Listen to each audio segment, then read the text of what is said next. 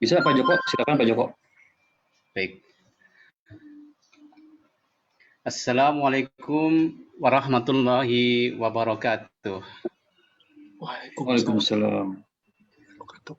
Bismillah, alhamdulillah, asyhadu an la ilaha illallah wahdahu la syarikalah wa asyhadu anna Muhammadan abduhu wa rasuluh. Allahumma fasalli wa sallim wa barik ala nabiyyina Muhammadin wa ala alihi wa sahbihi wasallam. Alhamdulillah, puji dan syukur kita panjatkan kehadirat Ilahi Robbi yang sudah memberikan kita kesempatan untuk bersilaturahim pada malam hari ini pada acara kajian online Masjid At-Taqwa Caraka bersama Dr. Tauhid Nur Azhar, MKes. Beliau adalah seorang akademisi dan juga praktisi dalam bidang kesehatan. Alhamdulillah, nama beliau sudah sangat dikenal di Bandung, Jawa Barat dan sekitarnya. Saya dulu mengenal beliau dari MKFN. Alhamdulillah, reputasinya sudah tidak diragukan lagi. Pada malam hari ini, beliau akan bersama kita menyampaikan tentang bagaimana mengokohkan iman dan menguatkan imun. Baik, salawat dan salam tidak lupa kita sampaikan kepada junjungan kita Nabi besar Muhammad SAW yang sudah menuntun kita dari jalan kegelapan menuju jalan yang terang benderang. Termasuk pada hari ini kita bersyukur bisa berkumpul dan menikmati suasana Ramadan yang sangat luar biasa ini adalah buah dari perjuangan beliau yang sudah mengorbankan diri bahkan jiwanya untuk menegakkan kalimatullah di muka bumi ini. Alhamdulillah pada malam hari ini mudah-mudahan kita bisa mendapatkan banyak ilmu, banyak manfaat dari apa-apa yang akan disampaikan oleh Dr. Tauhid Nur Azhar. Seperti kita rasakan bersama, kita sudah setahun ini menikmati pandemi COVID dan kita tidak tahu kapan akan berakhirnya. Tetapi mudah-mudahan dengan 2 Ramadan ini kita sudah mulai berpengalaman dan juga harus terus banyak belajar karena memang ini pengetahuan yang baru untuk semuanya, untuk siapapun baru, sehingga mudah-mudahan malam ini kita bisa belajar bersama beliau bagaimana mengokohkan iman dan menguatkan imun. Supaya tidak berpanjang kata, kami persilahkan pada Dr. Tauhid Nur Azhar untuk menyampaikan materinya. Silakan Ustadz. Terima kasih Pak Joko. Alhamdulillah.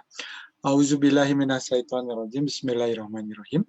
Assalamualaikum warahmatullahi wabarakatuh. Waalaikumsalam warahmatullahi wabarakatuh. Alhamdulillahirabbil alamin wassalatu wassalamu sayyidil wal mursalin wa ala alihi washabihi ajmain. Asyhadu an la ilaha illallah wa asyhadu anna Muhammadan abduhu wa rasuluh. Allahumma sholli ala sayyidina Muhammad wa ala ali sayyidina Muhammad. Amma ba'du. Alhamdulillah, hadirin daring sekarang bukan hanya yang ada di masjid, tetapi memang kita punya satu hal yang menurut kita bersama tentu hal baru. Jadi kita berjumpa, bersilaturahim, bertolabul ilmi, berbasis teknologi. Sehingga memang mungkin ada kelebihan, ada kekurangan. Di mana kalau kita berada di satu lokasi tertentu, kita punya keterbatasan dari jumlah yang dapat mengikuti, kemudian kita juga ada hal-hal yang bersamaan, berbarengan secara paralel gitu dengan aktivitas yang lain juga mungkin kita tidak bisa bergabung. Tapi kalau kita mau menggunakan platform teknologi seperti ini ya, insya Allah mungkin dampaknya cukup meluas dan juga bisa didokumentasikan dengan baik gitu. Nah, alhamdulillah tadi sudah disampaikan oleh Pak Joko bahwa kita akan mencoba mengupas hubungan antara iman dan juga imun, dan tentu saja dengan tingkat ketakwaan kita, serta tentu saja yang masih sangat harus kita gali dan terus pelajari adalah konteks ibadah kita. Karena kita sedang dalam bulan Ramadan yang sedemikian istimewa, sedemikian dimuliakan, bahkan ada hal yang tidak terulang di bulan-bulan yang lain, adanya satu malam yang setara dengan 1000 bulan. Ini kan suatu hal yang memang sedemikian luar biasa, sehingga apabila kita tidak mampu mengoptimalkan pemanfaatannya, mungkin kita termasuk orang-orang yang merugi, mengingat sebetulnya kita masih sangat diselubungi misteri bahwa kita itu tidak tahu misalkan mengenai kuota usia, apakah ini Ramadan kita yang terakhir, ataukah mungkin kita masih diberi kesempatan untuk menikmati Ramadan berikutnya. Kita sama sekali tidak punya petunjuk terhadap hal tersebut, karena memang manusia diminta untuk menjalani, tetapi juga ada beberapa hal yang tetap menjadi misteri. Karena apabila kemudian kita mengetahui segala hal yang kemudian akan terjadi, saya kira sikap kita akan berbeda sekali, gitu, sehingga kita tidak terukur, sehingga kita tidak teruji.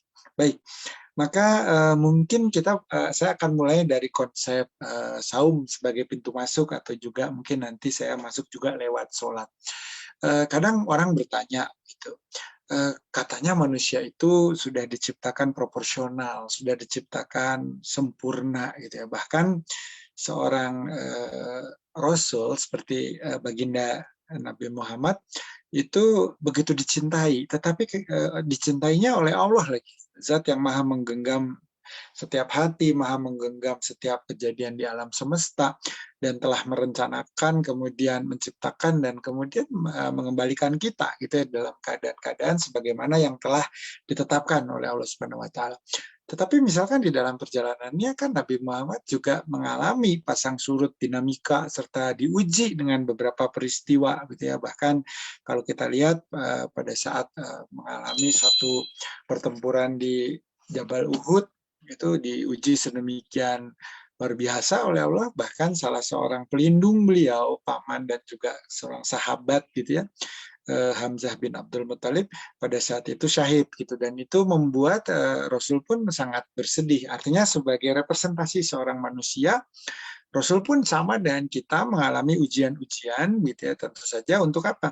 Ada maksudnya Allah memberikan ini semua, artinya ini menjadi keteladanan bagi umat Rasulullah bahwa proses itu adalah hal-hal yang niscaya harus dilakukan. Jadi artinya penilaiannya adalah pada seberapa kafah kita kemudian melakukan apa yang menjadi porsi kita untuk kita jalani, gitu ya. Bahkan seorang Rasul yang dikaruniai begitu banyak begitu sempurna sebagai seorang manusia, berkomunikasi santun yang tentu saja ini merepresentasikan adab yang sangat luar biasa, gitu ya, yang tentu saja bukan adab yang keluar tanpa ada dasar, melainkan karena memang ada satu konsep akhlak yang sangat baik, dan tentu saja ini bisa terlahir karena punya fondasi akidah yang teramat kuat.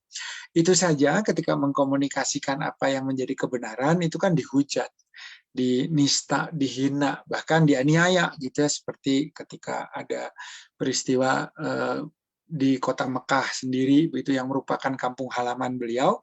Itu peristiwa-peristiwa yang terjadi di luar nalar, gitu ya, karena di satu sisi hampir semua orang pada saat itu di kota Mekah mengakui bahwa ini adalah bahwa Nabi itu adalah seorang yang paling jujur, yang paling punya integritas, yang paling cerdas, yang punya kebijakan yang teramat sangat istimewa, sehingga misalkan terlihat pada saat terjadi perselisihan di antara para kepala bani atau apa namanya antar kelompok yang ada di dalam suku Quraisy pada saat itu, terutama pada saat proses perbaikan kembali Ka'bah, Rasulullah ini bisa memberikan usulan yang tidak hanya jenius tetapi juga solutif, dan juga tentu saja hal ini merupakan representasi dari hal-hal yang bersifat kreatif. Nah, itu saja ketika kita sudah sebagian mengenal beliau secara luar dalam, holistik, terintegrasi, kapasitasnya, sudah tahu kejujurannya sehingga dipanggil dengan julukan Al-Amin, gitu ya, bahkan tidak pernah berdusta sepanjang interaksi dengan manusia, gitu.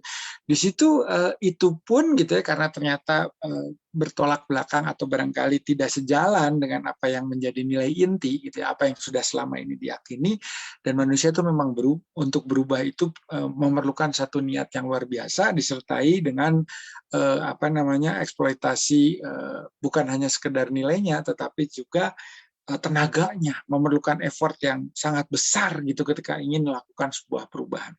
Maka di Mekah saja terjadi resiliensi atau penolakan-penolakan yang sedemikian hebat, sehingga Rasul melakukan upaya untuk meredam gitu, sehingga kemudian proses dakwah bisa berjalan dengan damai, dampak yang kemudian memang diharapkan menimbulkan perubahan yang ditandai dengan indikatornya kemuliaan akhlak, itu mulai mencari solusi gitu ya, alternatifnya hijrah gitu ya, mencoba melihat dan berdakwah di daerah Taif, lalu kemudian dengan visi yang luar biasa gitu, bahkan sampai lintas benua kan, itu mengirimkan ekspedisi lah katakanlah demikian untuk penjajakan gitu, bagaimana kalau ada yang pergi ke menyeberangi Laut Merah gitu ya, sehingga itu kan perjalanan yang bukan main-main pada era itu gitu ya. Kita jangan berasumsi atau beranalogi bahwa seperti yang hari ini kita kerjakan barangkali dari Bandung menuju Jogja dengan menggunakan pesawat nggak sampai 1 jam.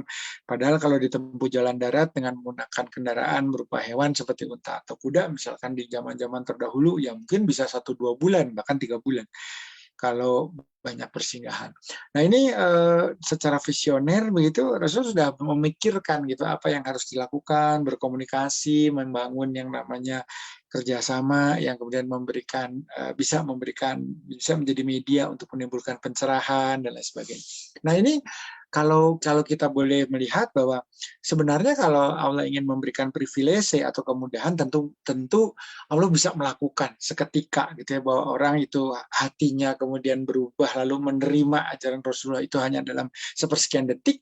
Saya yakin bisa gitu ya, sebagaimana peristiwa masuk Islamnya Umar bin Khattab gitu ya, dari semula kemarahan yang luar biasa gitu terhadap adiknya, tiba-tiba tersentuh ketika mendengar lantunan Quran surat Toha. Ada diksi, ada kalimat, ada kata yang pas banget gitu. Jadi artinya pada saat itu Allah memberikan sebuah pemahaman, pencerahan, dan ya itu tadi. Terbaliklah apa yang kemudian atas kehendak Allah yang semula membenci menjadi sedemikian mencintai, menjadi seseorang yang kemudian bisa menerima Islam secara utuh, secara kafah, dan menjalankannya secara istiqomah. Ini kan berarti ini yang kenapa saya bahas dari sini gitu, karena sebetulnya nanti kita melihat bahwa apa yang kita kerjakan dalam konsep ibadah, apa yang kita kerjakan di dalam konteks ibadah yang dimensinya muamalah gitu ya, bagaimana ketika kita berinteraksi dengan orang banyak, bagaimana ketika sholat atau saum kita itu ternyata berdampak gitu, tidak hanya pada kesehatan fisik, melainkan juga pada kesehatan mental, dan yang terlebih lagi yang barangkali sekarang orang belum banyak bicarakan adalah kesehatan sosial. Jadi sebetulnya kalau kita eksis secara sosial itu kan ada mental, ada fisik juga. Artinya kita hadir barangkali dengan jasadiah. Tetapi ketika kita mulai berinteraksi, menghargai orang, mau mendengarkan orang, mau belajar pada berbagai tanda gitu ya, mau beribroh, mau bertolabul ilmi, tidak sekedar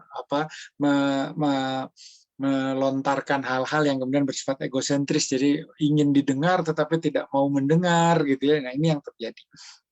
Itu tentu sifatnya adalah satu konteks yang melibatkan banyak unsur, banyak variabel, dan ini tentu ada hubungan yang sangat erat dengan berbagai proses ibadah yang kita lakukan. Nah, kalau kita melihat sahabat-sahabat, bahwa pada dasarnya manusia itu kan tadi pada premis yang pertama disebutkan, pada pernyataan yang pertama disebutkan bahwa manusia itu diciptakan Allah dalam kondisi yang sempurna. Nah ini adalah proses perencanaan yang adiluhung, yang sempurna itu ditunjukkan ketika kita itu terlahir melalui sebuah perjalanan, dan di dalam perjalanan itu ada tahapan-tahapan yang senantiasa dilampaui, dan setiap tahapan tersebut memberikan kelebihan ataupun keunggulan dan kemuliaan pada kita. Tentu saja apabila kemudian orang tua kita dan kita juga dalam perjalanan hidup menyadari bahwa apa yang telah Allah karuniakan itu adalah sebuah mekanisme luar biasa yang kemudian menyediakan berbagai keistimewaan di dalam tubuh kita. Kita mungkin meyakini bahwa oh ya, saya kalau sudah sempurna mungkin saya tidak perlu lagi yang namanya proses belajar, tidak perlu lagi proses menambah keterampilan, pengetahuan, ataupun kemudian menggiatkan diri untuk mendekatkan diri kita kepada Allah gitu, karena memang sudah disetting dari awal gitu ya. Nah, ini memang kita harus melihat bahwa dalam konteks bahwa Allah bisa saja merubah kita setiap saat, bisa. Kita nggak belajar, kita bahkan mungkin melakukan kezaliman, bahkan mungkin kita nyerempet-nyerempet hal-hal yang berbau maksiat. Tetapi ketika Allah berkehendak ada satu momentum dan kita berubah, itu sangat mudah gitu kan. Bagi Allah itu sangat mudah. Sehingga sering disebutkan bahwa orang itu mendapatkan hidayah, mendapatkan satu pencerahan, mendapatkan sebuah kesadaran, itu sebagian tidak direncanakan. Sebagian ada yang direncanakan dengan cara memang belajar, ingin tahu lebih mendalam, mengupas, membandingkan ilmu-ilmu komparasi. Tetapi kita juga meyakini ada orang yang termenung gitu ya, melihat situasi dan kondisi, tiba-tiba terbersit gitu ya. Saya harus bertanya ke siapa sesungguhnya, ada zat apa di balik ini semua. Ya sama seperti pertanyaan Nabi Allah Ibrahim alaihissalam. Kalau dipikir-pikir kan pada saat itu orang tuanya termasuk tokoh terkemuka gitu ya, pembuat patung berhala yang disembah oleh negara. Jadi artinya tentu ini adalah representasi dari katakanlah pejabat kerajaan yang punya akses kepada seorang raja, kan kira-kira seperti itu. Tetapi anaknya yang tentu dibesarkan dalam lingkungan seperti itu punya opportunity, punya kesempatan untuk melakukan sebuah proses pencarian, kontemplasi, sehingga muncul pertanyaan-pertanyaan yang sangat fundamental gitu kan, dari mana saya berasal, kemana saya menuju, lalu kemudian apa yang harus saya jalani di tengah-tengah ini semua. Kan ini satu hal yang menunjukkan Allah mengkaruniakan akal, Allah mengkaruniakan otak ya, akal itu kan berada dalam otak. Lalu kemudian mengkaruniakan yang namanya indera untuk mengurai berbagai tanda dan fenomena, lalu kemudian mengolahnya sedemikian rupa, tidak hanya sekedar kata ataupun bahasa hasilnya gitu ya, melainkan melahirkan makna.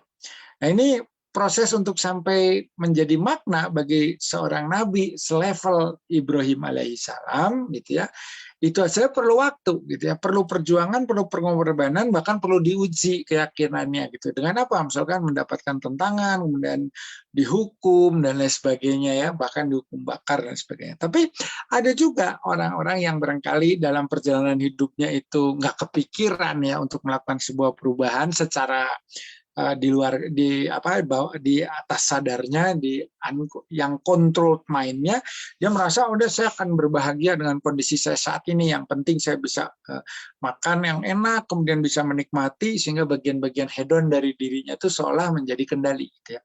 Sehingga kita melihatnya saja mungkin akan menyampaikan, oh orang seperti ini mungkin tidak ada harapan ya. Kenapa? Dia tidak akan berubah, dia akan menjadi orang yang kemudian terus gelisah karena tidak menemukan apa yang seharusnya dituju, apa yang seharusnya dicari. Tapi kalau Allah menghendaki gitu ya, terbersit sebuah inspirasi dan kemudian itu nyambung berkorelasi dengan alam atau konstruksi bawah sadarnya yang selama ini, kan manusia itu kan selalu berpikir kontradiksi ya. Kalau kita melihat bahwa setiap makhluk itu yang diciptakan ke dunia di semesta atau di semesta ini senantiasa konsep paling mendasarnya adalah berpasangan. Dengan demikian apapun kondisinya, apapun materinya, apapun manusia, hewan dan lain sebagainya, selama itu masih merupakan makhluk ciptaan Allah, pasti berpasangan.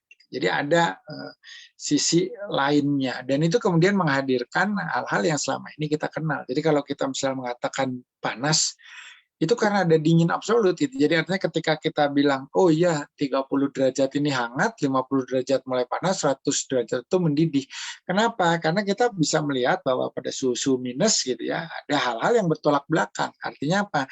Hal-hal yang bertolak belakang itu sebenarnya adalah sebuah proyeksi, sebuah refleksi. Jadi A itu mengada karena ada A aksen, kira-kira seperti itu. Tapi kalau tadi Allah berkehendak yang belajar seperti itu pusing sendiri gitu ya, dalam pengertian menggunakan pendekatan mantik, pakai logika, pakai pendekatan matematika, segala macam, malah belum ketemu gitu ya karena masih menuliskan rumus-rumus, tapi Allah menetapkan gitu kan.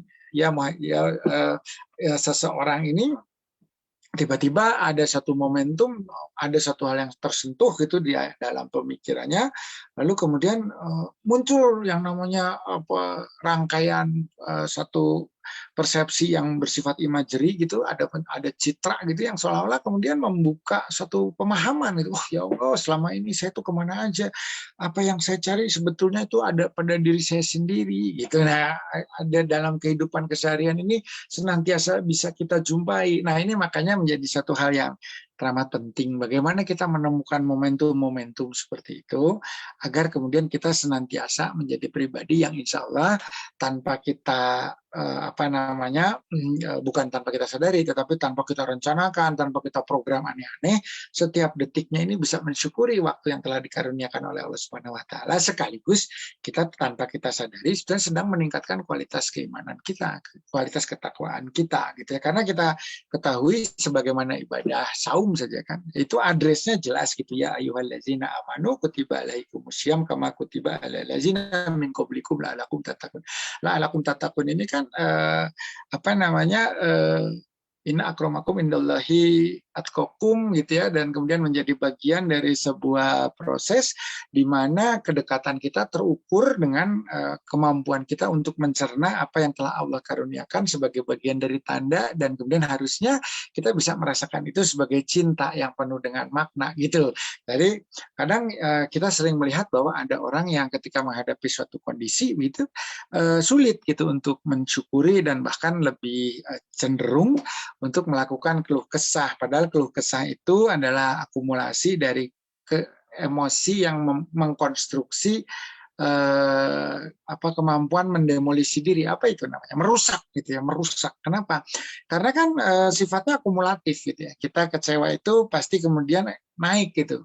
Karena dalam perjalanan hidup, kekecewaan itu akan bertemu dengan data-data baru yang sebetulnya melegitimasi bahwa apa yang membuat kita kecewa itu benar gitu. Sehingga akhirnya ketika kita jumpai banyak fakta yang mendukung itu, kita tuh akan terpuruk gitu. Sehingga seolah-olah tidak bisa keluar dari sebuah pusaran kekecewaan, kegelisahan, kehilangan harapan, dan kemarahan. Dan ini kan semuanya destruktif bagi jiwa. Nah, maka saya ingin sedikit mengajak kita katakanlah melakukan tadabur begitu ya, proses sejenak rihlah dari himpitan kegiatan yang barangkali kita juga selama pandemi ini menjadi galau gitu ya, karena ada aktivitas yang berubah dan tidak semua bisa beradaptasi gitu ya. Orang dengan mudah mungkin mengatakan, wah ini kesempatan, ini peluang yang tadinya selama ini kita harus tatap muka, harus berjualan di pasar, harus kemudian kontak dengan orang, sekarang ini kita peluang bisa meminimalisasi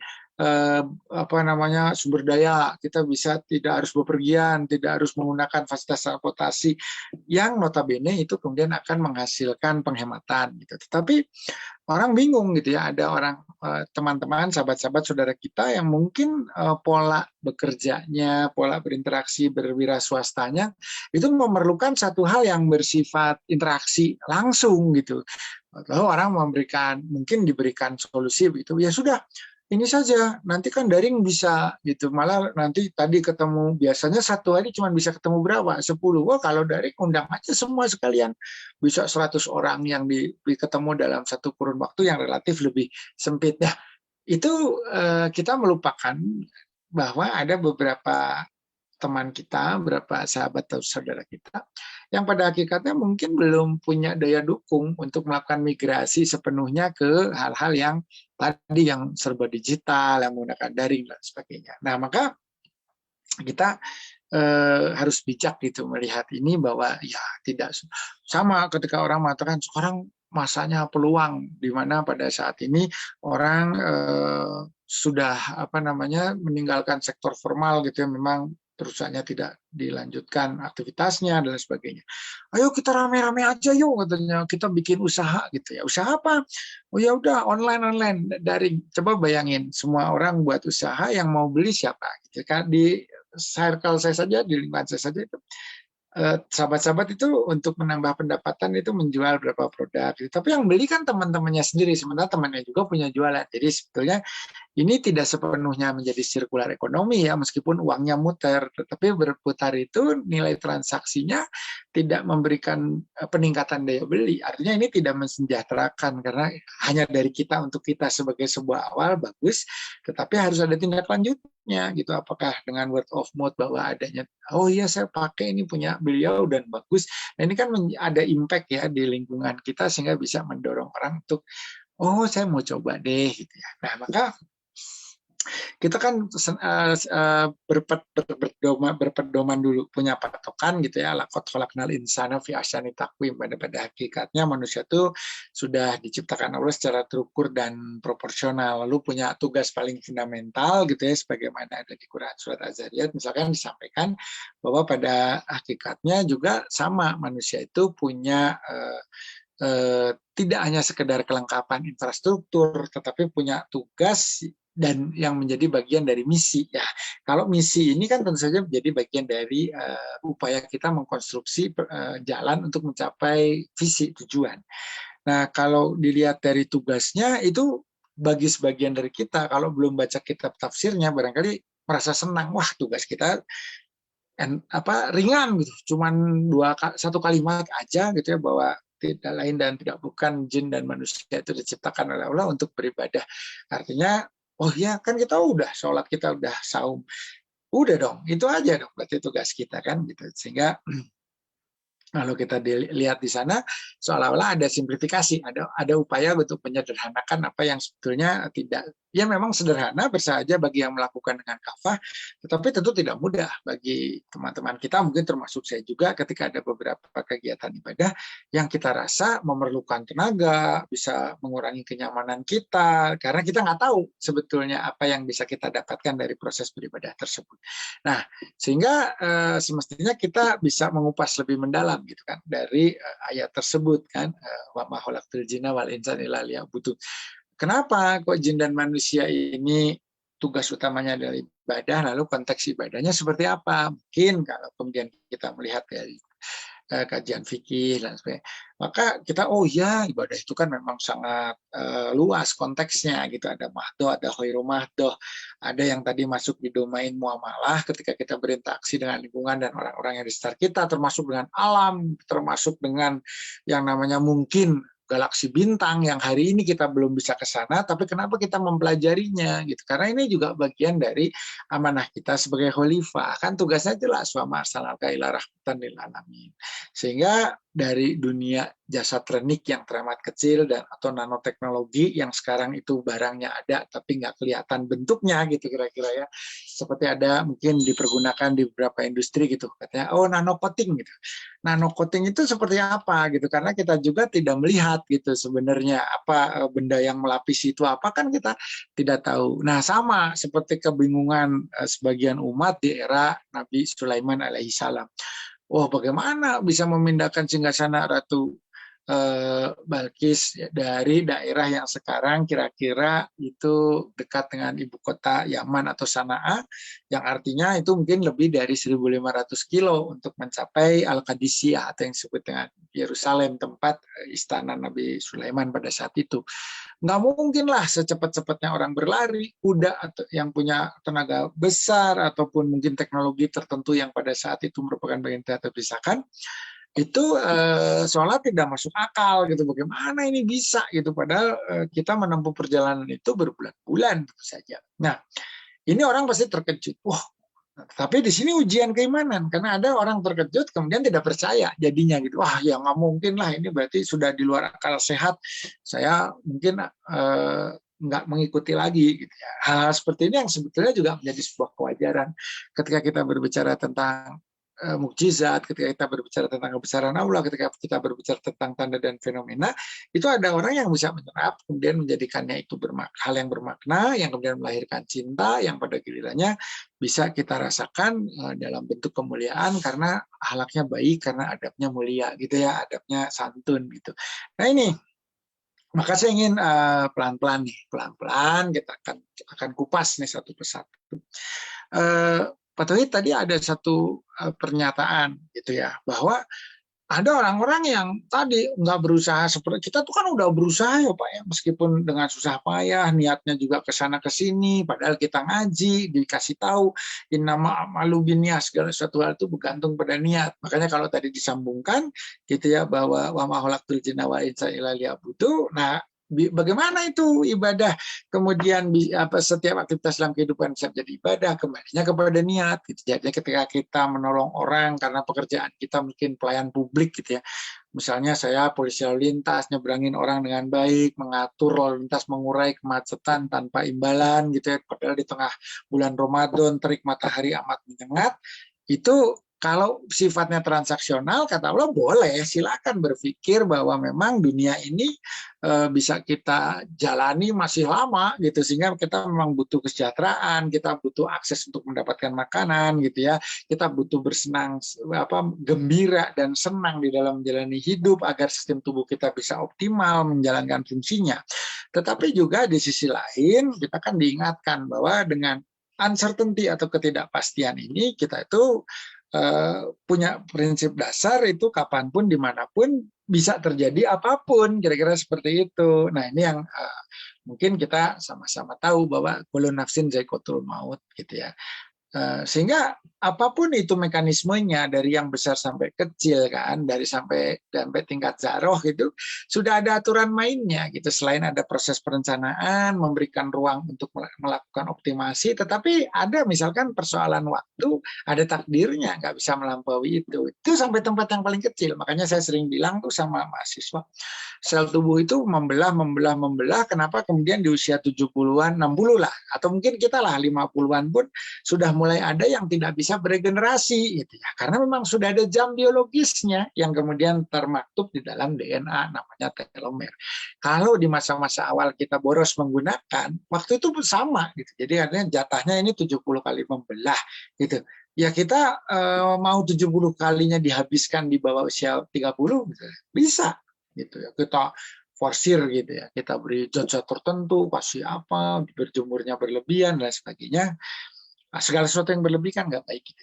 Pada akhirnya yang jatah 70 itu sudah kepake gitu sampai mungkin di usia 40. Nah, begitu di atas 45 sudah habis nih ininya. Akibatnya orang mungkin juga sudah mulai terlihat tua gitu, kok lebih cepat ya daripada ya umumnya dan sebagainya. Tapi itu kan sangat bervariatif. Tapi kan ada gitu yang kelihatan kok kamu lebih dewasa ya, cepat sekali begini. Nah, itu karena jatahnya sudah dipakai. Ya, artinya apa? Ini kan faman ya'mal miskola zarotin khairu yaroh, sampai ke hal-hal yang sifatnya zaroh, kalau baik, kalau benar, ini konteksnya amal memang dalam ayat ini.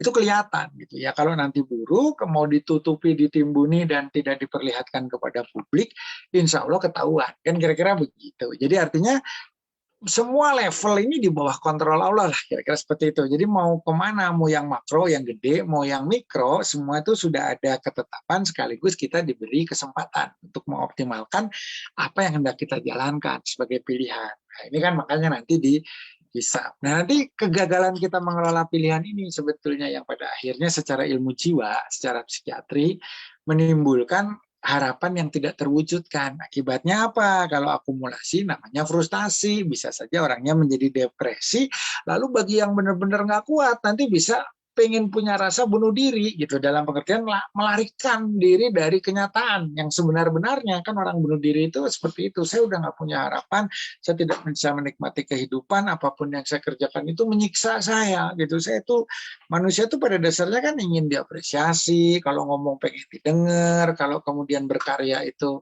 bisa bermanfaat bagi orang lain, itu sebetulnya kebutuhan kita gitu loh. Jadi artinya bukan orang lain butuh kita, melainkan pada hakikatnya kita itu sebetulnya butuh orang untuk bisa mengapresiasi kita. Sehingga sering saya menyatakan bahwa ketika kita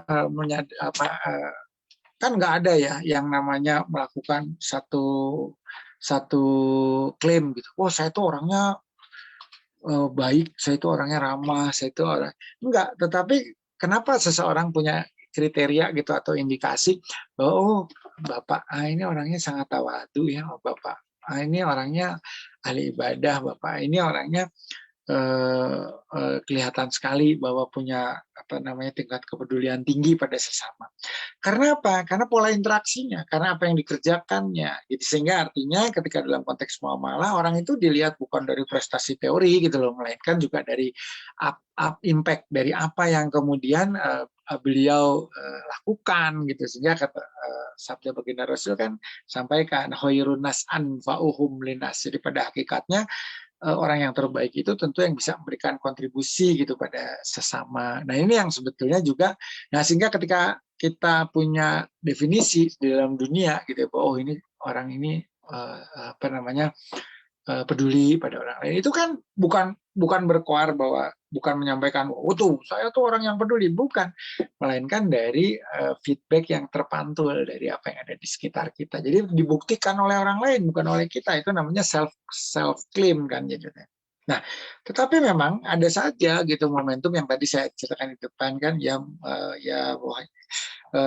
kalau kita melihat bahwa pada hakikatnya ya apa ya, orang yang kita duga tidak mungkin ada perubahan, yang sudah punya suatu pemikirannya itu sudah terkristalisasi ya, tidak bisa dirubah lah kira-kira sedemikian, itu tiba-tiba nggak ada angin, nggak ada hujan, kata orang, tiba-tiba kok punya sebuah kesadaran. Nah, ini hak prerogatif Allah untuk menggerakkan, tetapi sekali lagi, pada hakikatnya ini orang sering, ada kemarin saya baru mengikuti sebuah diskusi sangat ramai gitu ya, pada hakikatnya kalau menurut saya, pikiran bawah sadar itu adalah sekumpulan hal-hal yang sebetulnya kita pikirkan bersamaan dengan pikiran sadar, tapi dia tidak punya ruang untuk disampaikan gitu. Jadi kesimpan lah gitu ke dalam.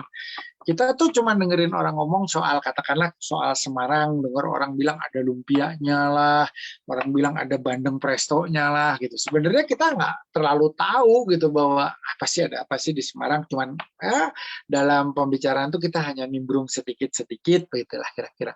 Tetapi pengetahuan itu kan mengendap ya di kita ya. Sehingga sebetulnya di bawah sadar kita tuh udah ngerti banget, oh di Semarang itu ada yang namanya lumpia, oh di Semarang itu ada yang namanya bandeng presto. Itu sebetulnya sudah masuk gitu ya ke dalam diri kita gitu, sehingga ketika pada suatu saat misalkan kita memerlukan informasi terkait kota yang bernama Semarang itu, kita sebetulnya refleks tuh akan keluar gitu. Oh iya, di kota ini kan terkenal lumpianya, loh Bapak udah berapa kali ke sini, sering kali Pak? Ya enggak, ini baru pertama. Nah, tetapi karena tadi memang dari data yang tidak dikelola di dalam sistem sadar itu tersimpan begitu banyak mutiara gitu ya. Kalau perpustakaan tuh mungkin buku di luarnya 10, yang ada di lemari atau di dalam rak itu misalnya bisa 1000 gitu. Kira-kira seperti itu yang terjadi. Maka ini kalau kemudian orang dapat hidayah itu, mungkin tabungan pengetahuan itu memang sudah cukup gitu loh untuk mendapatkan pencerahan dalam konteks ini. Nah, maka saya ingin perlahan. Kalau kita berbicara soal iman, ketika berbicara soal ketakwaan, ketika berbicara soal imun gitu ya. Tadi kan wa fi anfusikum afala tubsirun. Tadi bahkan disambungkan laqad khalaqnal insana fi ahsani taqwim. Kalau kita lihat manusianya, kita sudah mahfum gitu ya, bahwa kita tidak banyak beda dengan makhluk lain kalau persoalan hayati. Kenapa? Karena kita semua dibuat dari saripati tanah, kan kira-kira seperti itu. Loh, Pak, emangnya semuanya saripati tanah? Itu kalau misalnya pohon, iya dia menggunakan akar tunggang atau akar serabutnya nyedot langsung dari air yang ada di permukaan dan unsur-unsur mineral dari tanah, itu makhluk tanah. Tapi kalau kita kan, kita itu kan nggak, rumit Pak, nggak langsung ngambil nyedot dari tanah. Kita tuh ada pertanian, peternakan yang tidak langsung baru. Tapi kan pada dasarnya sama saja, substansi dasar kehidupan itu kan pada akhirnya nanti ketemunya karbon, hidrogen, oksigen, nitrogen, fosfat, kalium gitu. Nah itu yang sebetulnya ada di tanah, dan kemudian juga dibagi juga dengan teman-teman yang lain yang ada di sekitar kita gitu. Maka disampaikan kan, walaqad khalaqnal insana min sulalatin tsumma ja'alnahu nutfatan fi qararin makin. Nah makanya ini salah satu contoh kenapa di dalam Al-Alaq juga kita diminta untuk mempelajari bahwa proses penciptaan itu bisa menjadi sumber inspirasi bagi kita untuk mengkonstruksi keimanan. Karena kalau kita tahu kita itu datang dari mana, kita akan menyadari bahwa ini pasti ada proses perencanaan, pastinya ada proses pelaksanaan, bahwa kita itu senantiasa diobservasi, lalu dievaluasi, dan pada akhirnya akan dilakukan sebuah eksaminasi atau apa itu pengujian gitu. Pengujiannya itu apa? Ya tadi pada saat kita dihisap gitu, apa yang pernah kita lakukan, energinya seperti apa. Sehingga ketika kita tidak mampu untuk melakukan satu kebaikan, ya nanti bukan sekarang berkonsekuensinya gitu ya. Maka pertanyaan Nabi Allah Ibrahim kan begitu, min aina, dari mana saya? Saya harus tahu dulu. Petanya harus jelas supaya di dalam sebuah perjalanan ketika saya melangkah maju, saya juga tahu tempat kembali saya di mana, bukan sekedar maju gitu. Kalau maju kemudian saya menjauh dari rumah yang selama ini aku rindukan, gitu. Makanya kan kalau kita melihat kita itu kan pulang ya, bukan kemudian oh ya kita berpisah lalu kemudian entah kemana, bukan, kita kan pulang, innalillahi wa inna ilaihi rajiun, selalu ada tempat kembali gitu di dalam setiap proses perjalanan gitu, kira-kira seperti itu. Maka tadi kan ketika kita diminta untuk baca, padahal yang disuruh baca pada saat itu Rasulullah itu seorang yang secara ilmu formal gitu ya punya keterbatasan, karena kan pada saat itu sekolah dan sebagainya itu relatif tidak bisa diakses oleh beliau, sehingga ketika Jibril datang di atas Jabal Nur di Gua Hira untuk satu perintah membaca gitu, Iqra, ya tentu bingung maksudnya yang dibaca yang apa nih, teks yang mana gitu, seperti apa, apakah ada kitab yang kemudian diberikan dan sebagainya. Tetapi ternyata dijelaskan oleh Jibril bahwa membaca ini sifatnya universal, artinya mampu melihat dan meraih tanda, merasa bisa, ayo bisa gitu ya. Keluar itu 5 ayat yang pertama itu Iqra bismi rabbikal ladzi khalaq khalaqal insana min 'alaq Iqra wa rabbukal akram allazi 'allama bil qalam 'allamal insana ma lam ya'lam. Ini juga di Al-Baqarah, kemudian kalau kita lihat di ayat yang sering kita sebut ayat kursi kan menunjukkan representasi dari kemahabesaran Allah di setiap sendi, artinya setiap elemen itu kemudian seolah terkonstruksi sedemikian rupa. Nah ini mungkin agak berat ya kalau kita pikirkan, tetapi semuanya ini yang dipikirkan Nabi Allah Ibrahim ketika merenung, saya itu siapa sih? Dari mana gitu dan harus kemana saya ini perjalanan hidup ini, lalu kemudian saya ini mengacu kepada siapa gitu kan, apakah kepada matahari, apakah kepada rembulan, apakah kepada gunung yang sedemikian kokoh, tapi kok rasa-rasanya mereka dan saya ini sama saja, sama-sama makhluk yang menjalankan sunatullah. Matahari diletakkan 159 juta kilo, ya bisalah 149, tapi kan ada tugasnya, di dalamnya itu terjadi peristiwa termonuklir di mana ada fusi sehingga nanti elektronnya, fotonnya, paket kuanta bernama cahaya bisa diterima di semesta gitu. Untuk apa? Ya masing-masing udah ada reseptornya yang menangkap dan mengoptimalkan gitu, kira-kira apa ya. Nah, ya tentu, maka ya muqallibal qulub sabit qalbi ala din. Jadi sebetulnya pada peristiwa seperti ini kalau kemudian kita bisa mencernanya, mengunyah dan menelannya, ya tiba-tiba itu hati kita bisa langsung dibalik sama Allah. Oh ya muqallibal qulub sabit qalbi ala din, qulub kita, qalbi kita berpaling gitu ya kepada kebenaran itu. Tapi karena apa? Kalau menurut saya itu ada konstruksinya, ada data yang sudah kita terima tanpa kita sadar.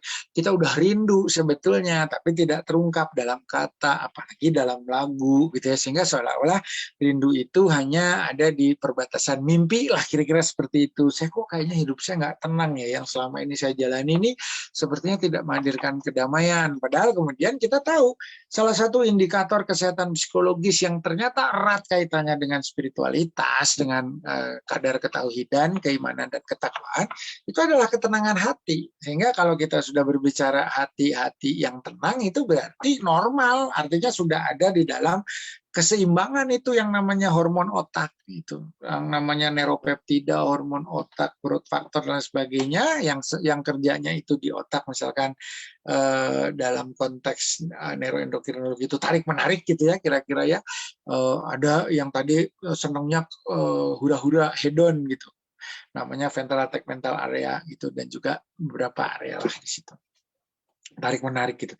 Tapi ada yang mengingatkan gitu ya, bahwa sebetulnya kamu mau senang-senang kayak gini mau sampai kapan gitu. Hidup kita tuh sementara, kan udah pada ngerti kullu nafsin za'iqatul maut, setiap yang bernafas itu akan berhadapan dengan maut gitu loh. Dan ini udah, kita bukan sekedar dalil yang kita baca, ini kita udah lihat kok sehari-hari manusia tuh ada batas usia. Maka ketika kita berbicara usia, ada persoalan waktu, di mana waktu kita itu komitmennya adalah kita menjalani tanpa pernah bisa mengendalikan. Yang bisa kita kendalikan kan diri kita, mau ngapain gitu di ruang waktu yang sudah disediakan. Makanya waktu itu harus ditepati saja, bahwa sudah ada satu hari itu 24 jam, bahwa kemudian dalam satu tahun itu 360 hari, ya ditepati saja. Kenapa? Karena pada dasarnya nggak akan bisa kita rubah gitu ya. Kita pergi ke dekat lubang hitam katanya menurut beberapa teori fisikawan gitu ya, yang dibahasnya mulai dari zaman Einstein sampai Stephen Hawking, semuanya berlomba-lomba. Bahkan gurunya Hawking itu juga Roger Penrose bikin teori gitu ya, bahwa ketika nanti kita punya suatu penyamaan frekuensi itu ya, maka nanti benda di sekitar kita atau siapapun di sekitar kita tuh bisa seperti kita gitu, bisa memahami kita. Jadi ini adalah bahasa yang lain.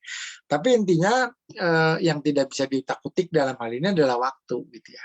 Nah, maka kan diingatkan oleh Allah bahwa waktu itu sangat berharga, jangan sampai engkau terpuruk lalu kemudian menjadi contoh buruk tentang orang yang merugi gitu kan, sehingga kan disebutkan wal asri innal insana lafi yusrin illa allazina amanu wa amilus solihati wa tawassaw bil haqqi wa tawassaw bis sabr. Di sini sebetulnya kata kunci bahwa waktu itu sama bagi setiap orang gitu ya. Lalu kemudian kita dikaruniai satu kapasitas gitu dan kompetensi, makanya tadi lihat ke dalam wa fi anfusikum afala tubsirun. Apa sih Pak manusia itu? Ya manusia kan kalau dilihat jasad, ada selnya, ada organ tubuh, kita sama-sama udah sering bahas. Bahkan kita pun menyadari apabila misalkan ada gangguan satu dan lain hal, beberapa organ tubuh dan lain sebagainya, orangnya sakit, itu kan sifat akumulatif gitu ya. Lalu kemudian kita juga mulai melihat kalau secara kemudian kita membangun keimanan dan ketakwaan itu kan berangkatnya dari sebuah proses pencarian seperti Nabi Allah Ibrahim. Ya, dari tanda, dari gejala. Berarti apa? Ya, kita ini adalah makhluk yang kemudian bisa menerima ayat tersebut dan kemudian mengunyahnya serta mengubahnya menjadi sebentuk bahasa sehingga bisa ditransmisikan, sehingga bisa dipahami dan dimengerti, namanya pengetahuan gitu kira-kira kan. Maka kalau kita lihat kan di Quran surat Ar-Rahman itu awali dengan cinta, dengan kasih sayang, bahwa ketika Allah menciptakan secara holistik itu karena kasih sayang Allah melekat pada setiap elemen yang diciptakan, maka tentu ini semuanya membawa kebaikan. Semuanya punya fungsi, sifatnya itu adalah saling mensubstitusi. Semua makhluk ciptaan Allah itu bisa saling mensubstitusi peran gitu ya.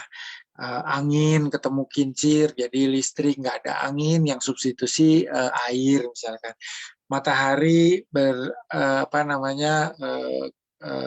kalau itu alternatif pengganti. Kalau misalkannya langsung bekerja sama, misalkan air di permukaan laut yang semu yang tenang gitu ya, dipanaskan oleh matahari sehingga terjadilah proses evaporasi, lalu kemudian terbang tinggi karena lapisan atmosfer itu semakin ke atas semakin tipis, suhunya juga semakin turun gitu ya, maka terjadilah kondensasi atau kristalisasi, perubahan fase dari gas menjadi cair misalnya, lalu kemudian tertiup ke pinggir, bahkan naik ke atas gunung, jadi siklus hidrologi panjang, turun di atas gunung, dan berulang gitu akhirnya begitu seperti itu.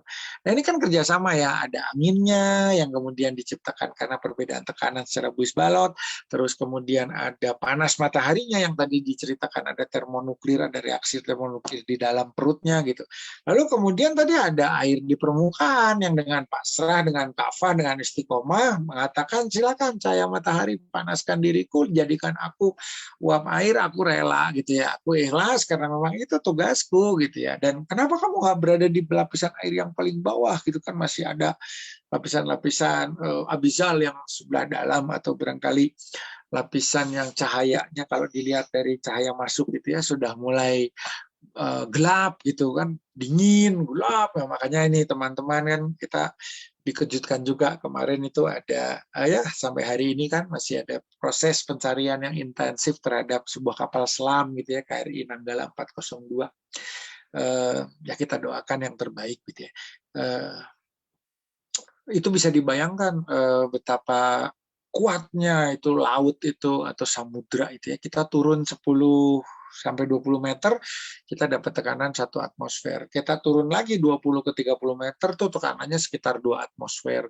Kalau tadi misalnya lautnya 100 meter, berapa itu tekanannya, luar biasa, meskipun itu menggunakan logam, menggunakan besi, yang namanya kekuatan alam itu dahsyat sekali. Nah, kita manusia sebagai khalifah memang diberi kemampuan gitu oleh Allah untuk bisa mengoptimalkan pemanfaatan asal berkesinambungan dan bertanggung jawab, maka dapat tugas. Wa ma arsalnaka illa rahmatan lil alamin. Sebenarnya kalau hanya sifatnya egosentris memikirkan kita, ini hari-hari ini terjadi. Hutan potong aja lah, nanti tumbuhnya masih 40 tahun. Ya kan 40 tahun juga sama belum tentu ada. Gitu. Kita berbicara kini saat ini saja, nggak usah berpikir masa depan, jangan terjebak pada masa lalu. Nah, ini kira-kira seperti itu. Padahal tadi diingatkan bahwa kita bisa menjadi orang yang merugi karena pada dasarnya kita tidak melakukan suatu upaya untuk memanfaatkan waktu yang kita miliki, dan ini bisa kita kerjakan dengan baik apabila kita menarik ke belakang. Jadi manusia dikaruniai yang namanya kemampuan berpikir, sehingga tadi kemudian muncul kemampuan kita untuk saling mensubstitusi, untuk saling menggantikan peran.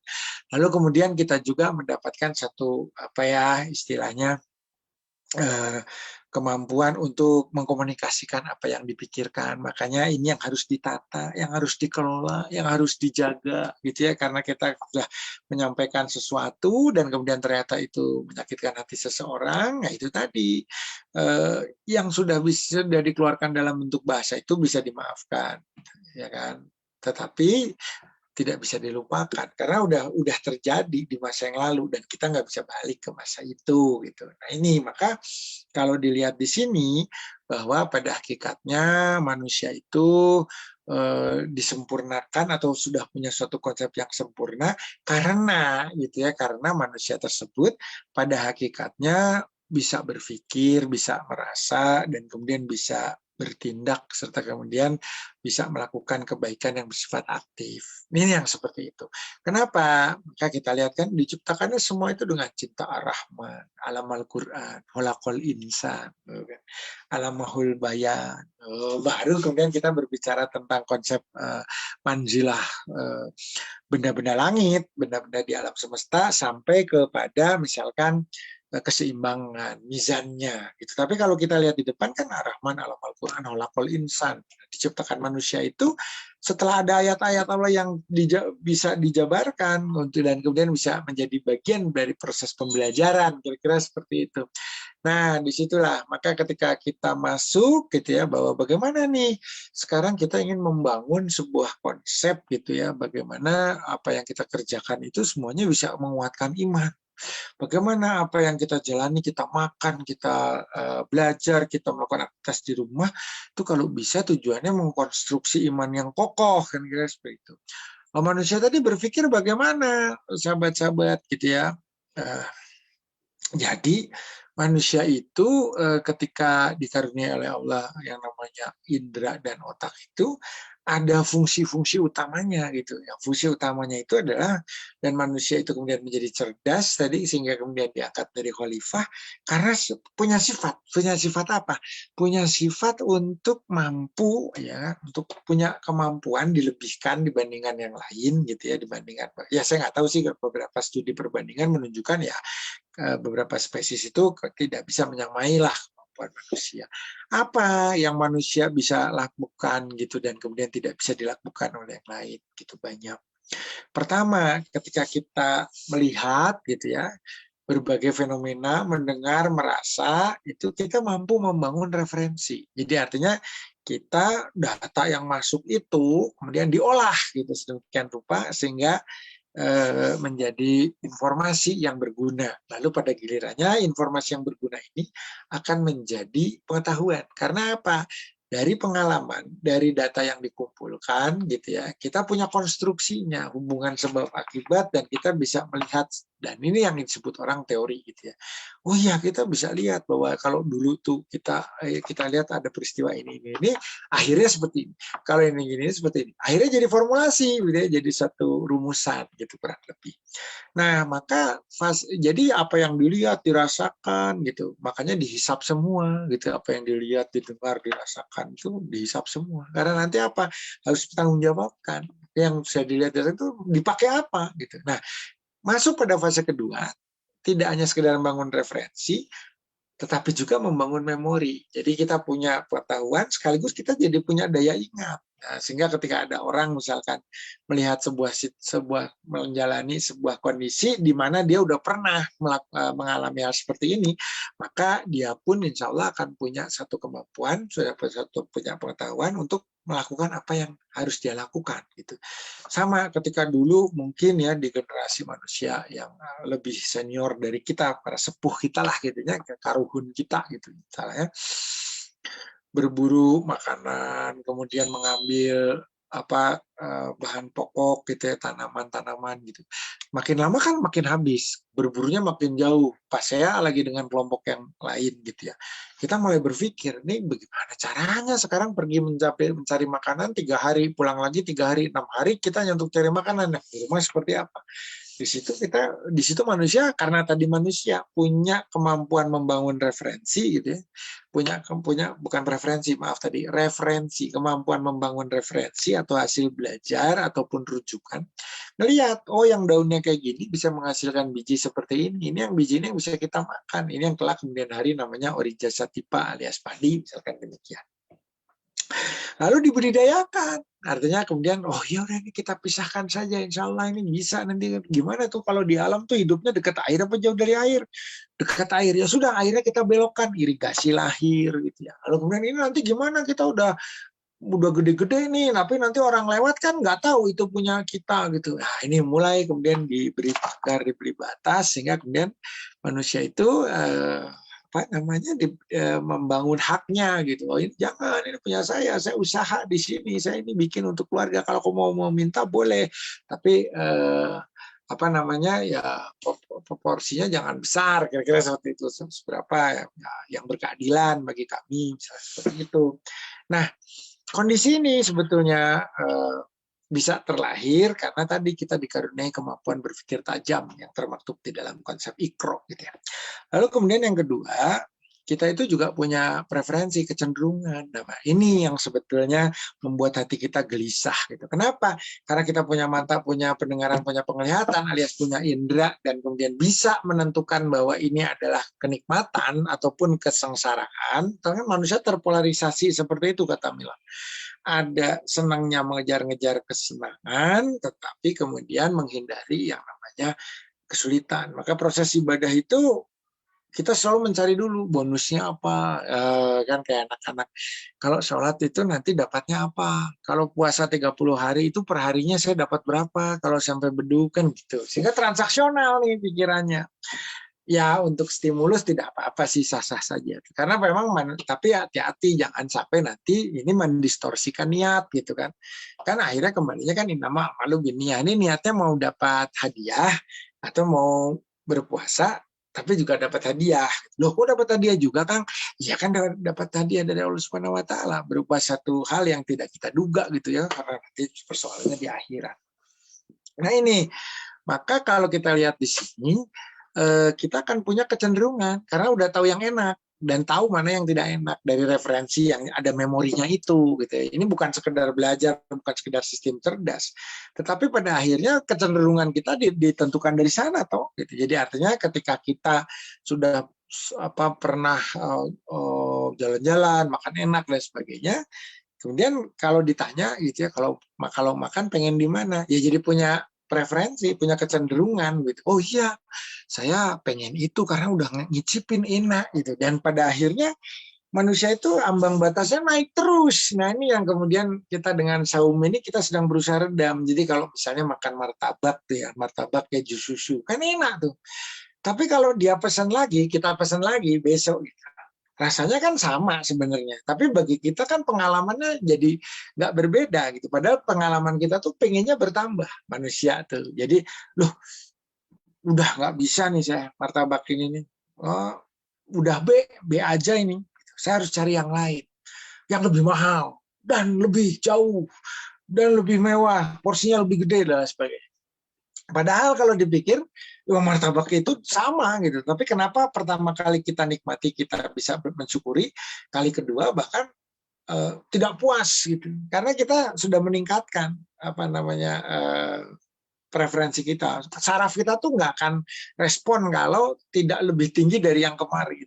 standar enaknya sudah itu, gitu. Sehingga ini orang kemudian mengembangkan preferensi, mengembangkan selera. Jadi kalau di sini bahwa ada memori tadi yang dari hasil belajar, kepakainya di mana, gitu. Salah satunya dalam konteks preferensi. Jadi pengennya apa? Nah di sini pada saat kita saum di bulan Ramadan, kita sesungguhnya sedang berusaha untuk memperbaiki keseimbangan ini, gitu. Kenapa?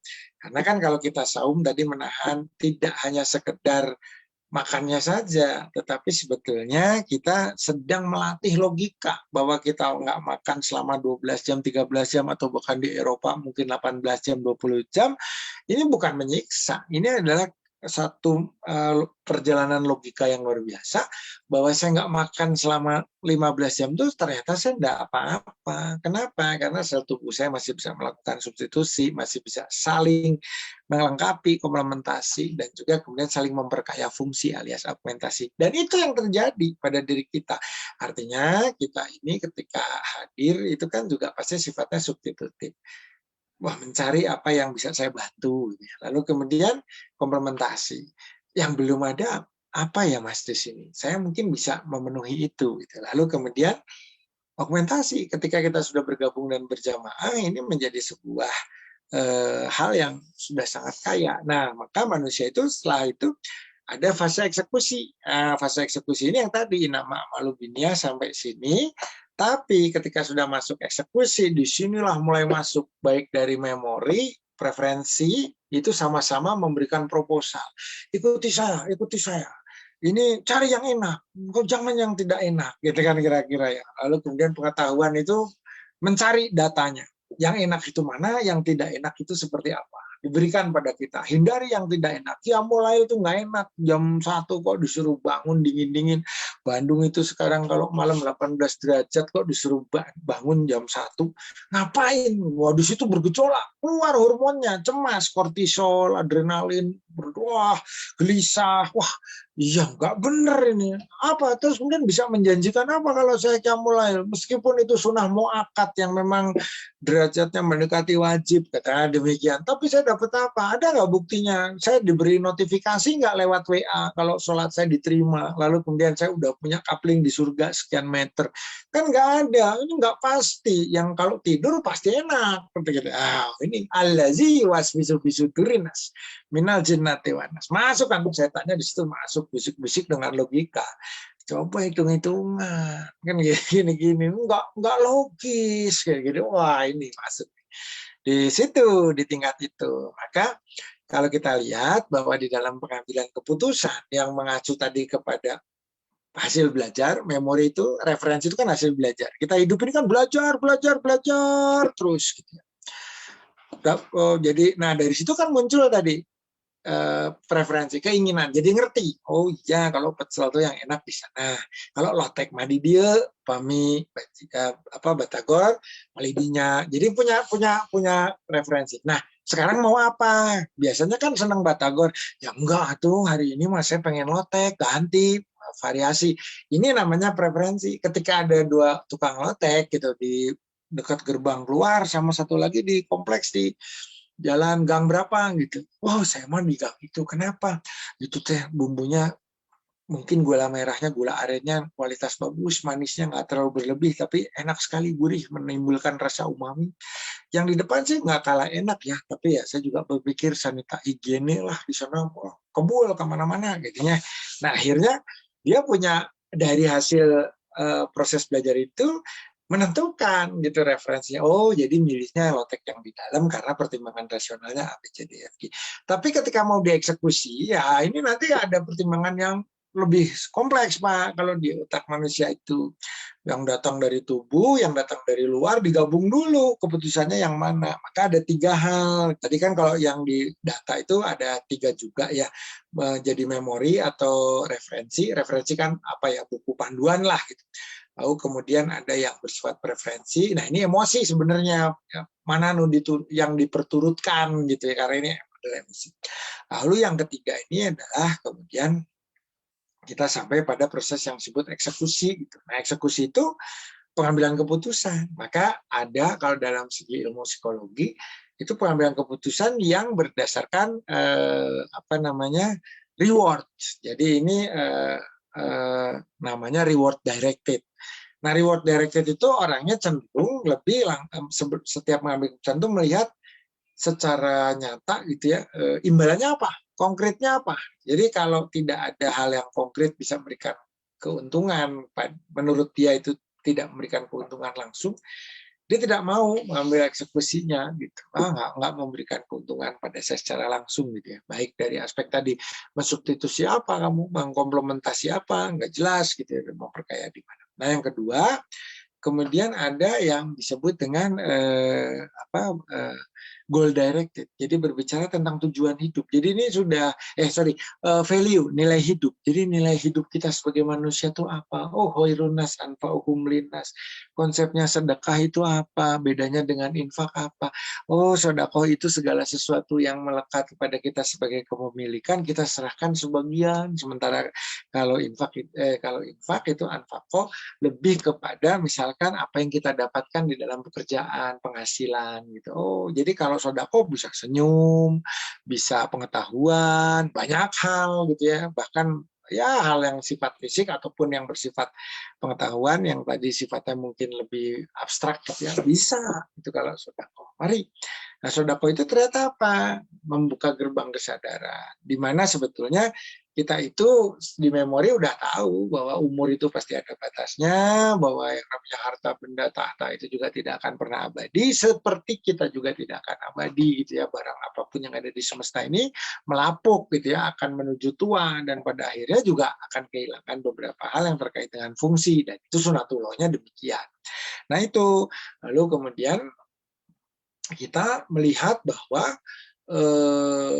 ada yang ternyata ada panduan lagi gitu ya. Tadi setelah value direction gitu ya, diarahkan oleh nilai, ada kemudian goal directed. Jadi ketika kita diarahkan berdasarkan tujuan. Nah, ini sebetulnya persoalan akidah nih. Jadi tujuan kita tuh akan menentukan pilihan kita di dalam kehidupan gitu ya. Mau dimakan, mau ini ada yang haram tapi sebenarnya nggak ada yang menginformasikan, saya ini dalam kondisi di tengah-tengah ini sebenarnya gitu ya, nggak tahu gitu ya, udahlah nggak apa-apa, buat apa sih kita, kan pokoknya jangan mempersulit diri, makan aja.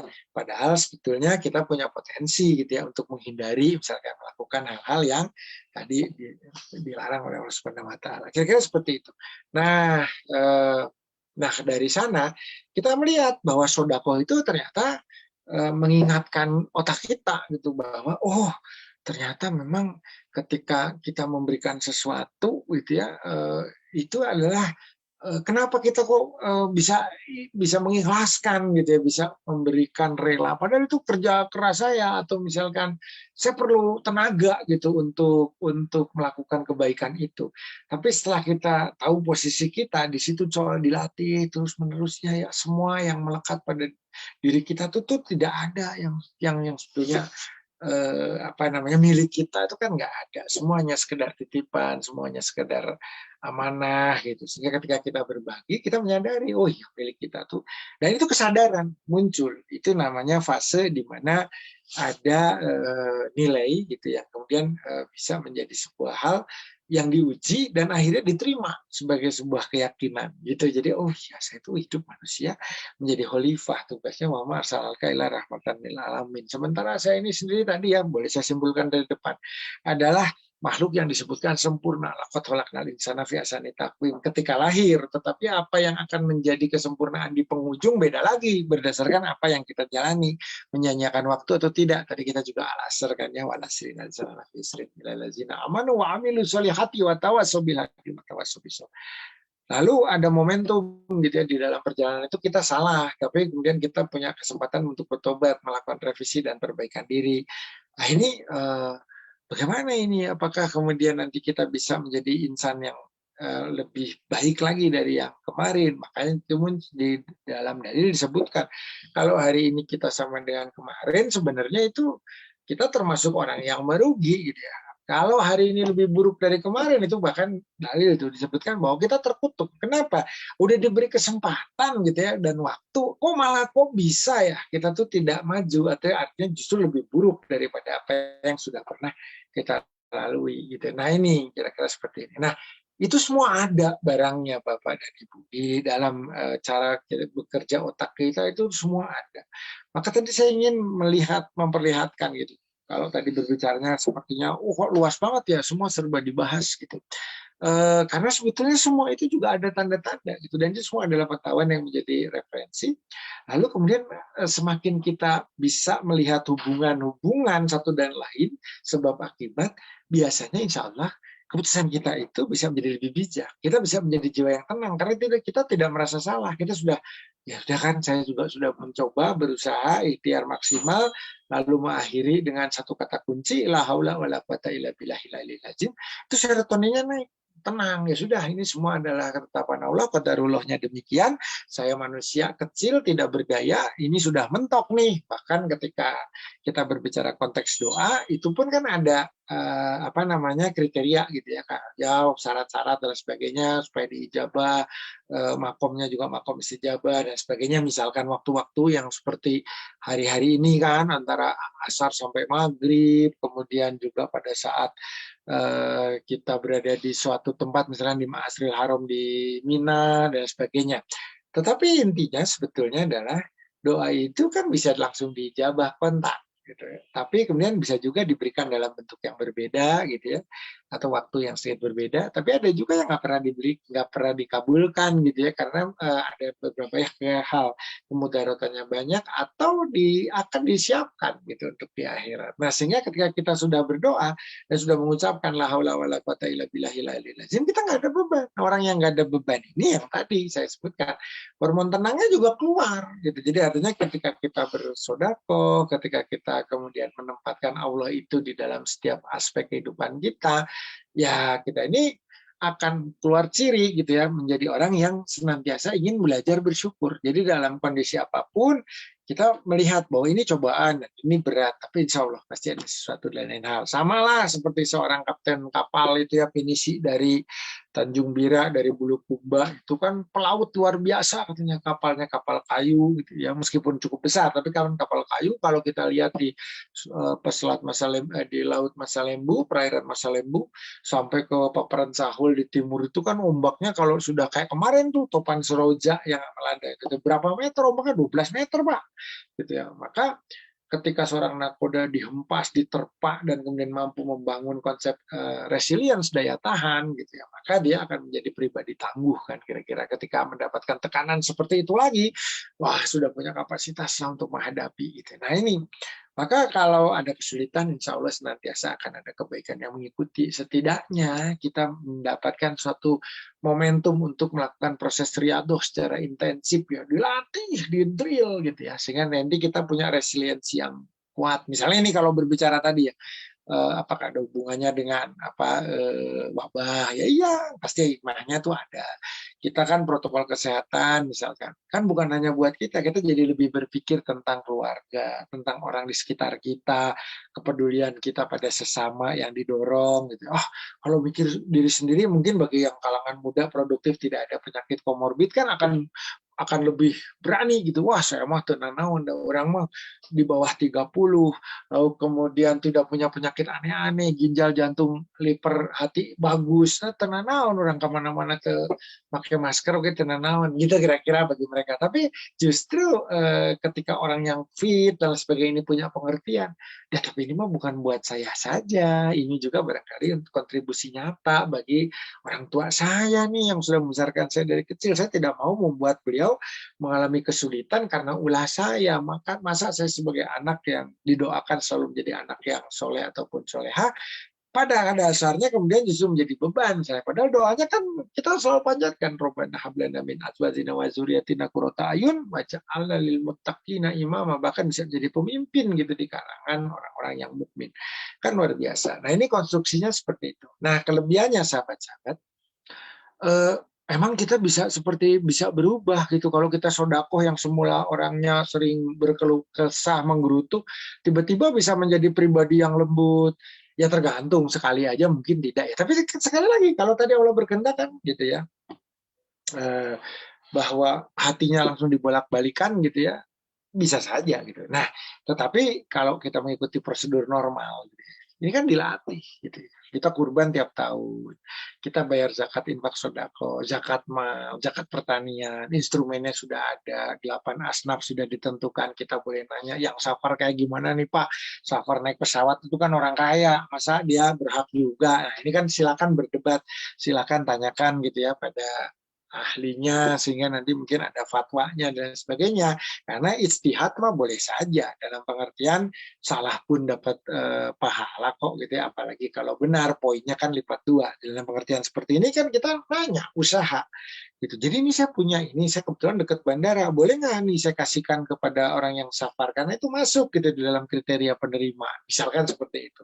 Nah tapi kan Islam itu selalu dibangun dengan konstruksi logika gitu, selalu ada gitu ya apa penjelasannya yang bisa diterima, dan itu sedemikian indahnya terorkestrasi bagi kita gitu. Karena meskipun itu ilmu cocokologi ya, menggotak-gatok, tidak, karena memang pada dasarnya ini yang terjadi. Seperti tadi, sholat itu kalau qiyamul lail betul apa bisa merubah tubuh. Nah ini guru saya Profesor Suhartono Taat Putra bekerja sama dengan muridnya S3 dari UIN, langsung bikin penelitian.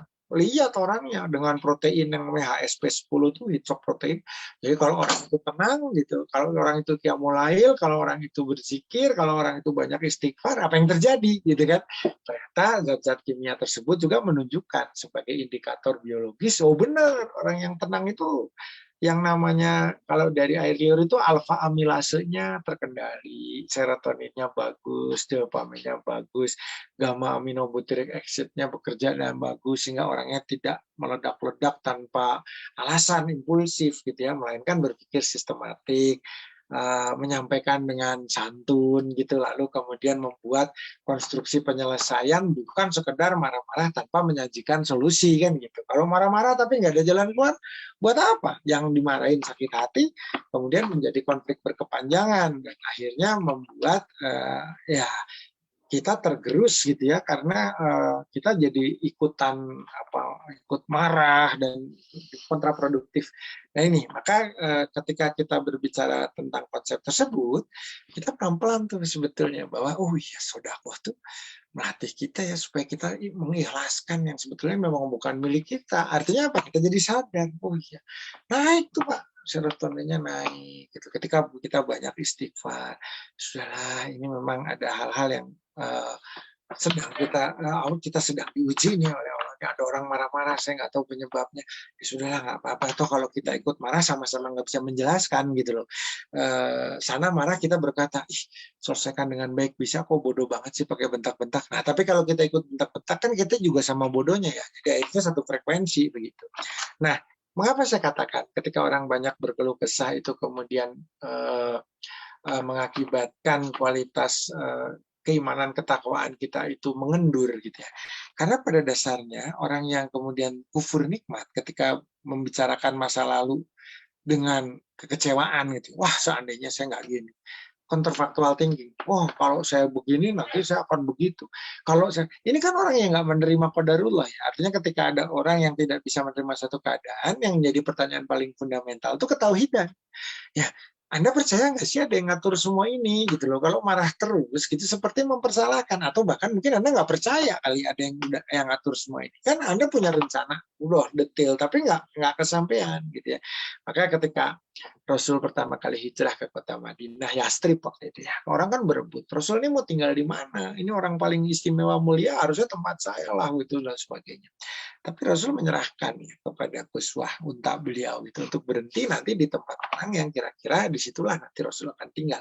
Ternyata kan nggak salah dalam pengertian muncul satu nama, ini rumah Abu Ayyub Al-Ansari yang kemudian kita kenal pasca setelah beliau ikut ditempati oleh Rasul dan sebagainya, kiprahnya juga menjadi sangat luar biasa. Nah, kenapa?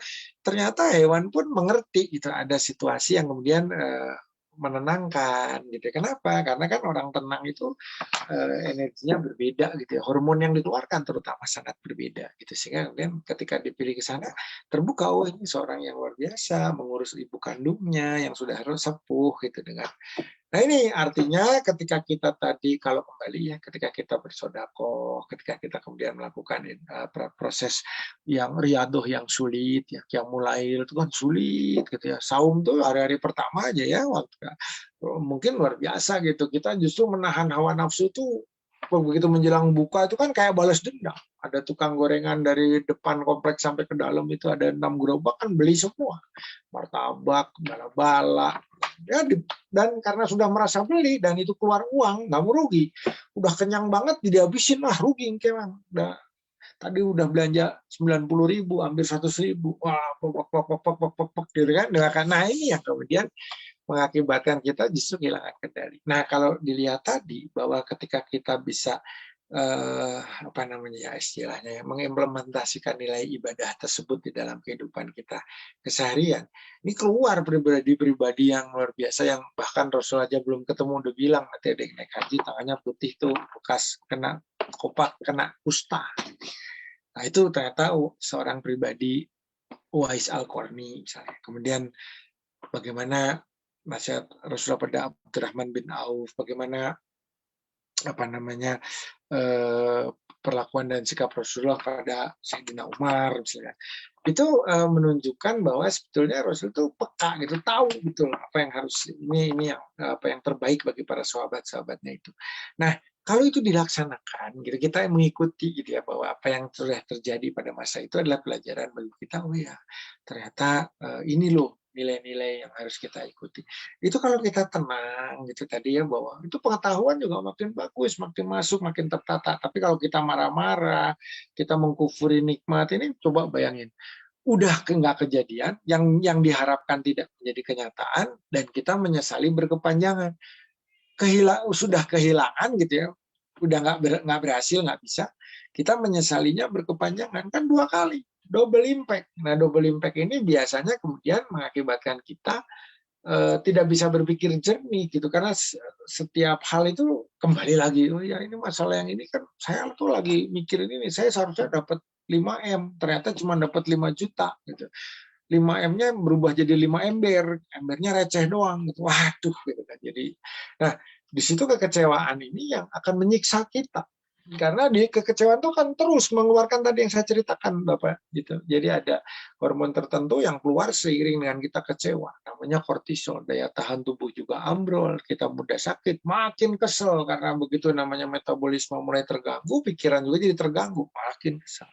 Ini yang di Quran surat Ibrahim ayat 7 disampaikan, la in sakartum la azidanakum wa la in kafartum inna azabi lasyadid. Nah, makanya kita perlu perspektif ketika kita menghadapi sebuah situasi, supaya kita tidak mudah kecewa, kita punya ilmunya, sehingga ketika kita gagal kita juga udah lihat, iya memang saya udah perhitungkan bahwa ini akan gagal, ini resiko, ya sudah, namanya orang usaha, kita sudah berserah, tadi kembalikan la haula wala quwata illa billahil azim, tapi saya cari ilmu untuk melihat gitu kan. Jadi kenapa kalau sudah di atas sedikit itu kan walazina utul ilma darajah, apa itu walazina utul ilma darajah, kita bisa dengan ilmu dan iman itu ditinggikan gitu, ditinggikan sehingga kita bisa melihat situasi seperti apa sih ujung pangkalnya ini persoalan, kemudian ke sana tuh mau kemana, itu yang datang dari sebelah sana itu siapa, sehingga kita antisipatif gitu ya, sehingga kita bisa melakukan langkah-langkah untuk meminimalisir atau memitigasi lah, menduga gitu, supaya oh ya, supaya tidak kecewanya berlebih, kita sudah tahu nih kira-kira kemungkinan nanti seperti ini, seperti ini, seperti ini.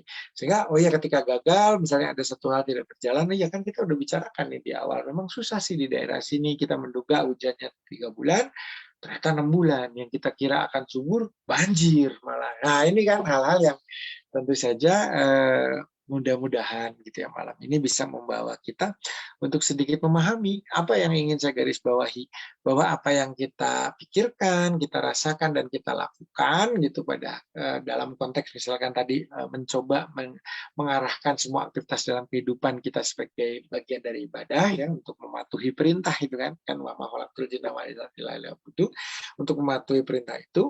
Maka ketika seluruh aktivitas kita sudah bisa menjadi ibadah, ini kualitas keimanan dan ketakwaan meningkat, ya meskipun kita nggak tahu ya kalau itu hak prerogatif Allah untuk mengevaluasi kita gitu. Kita nggak bisa saling menilai juga, oh kamu udah lebih soleh daripada saya.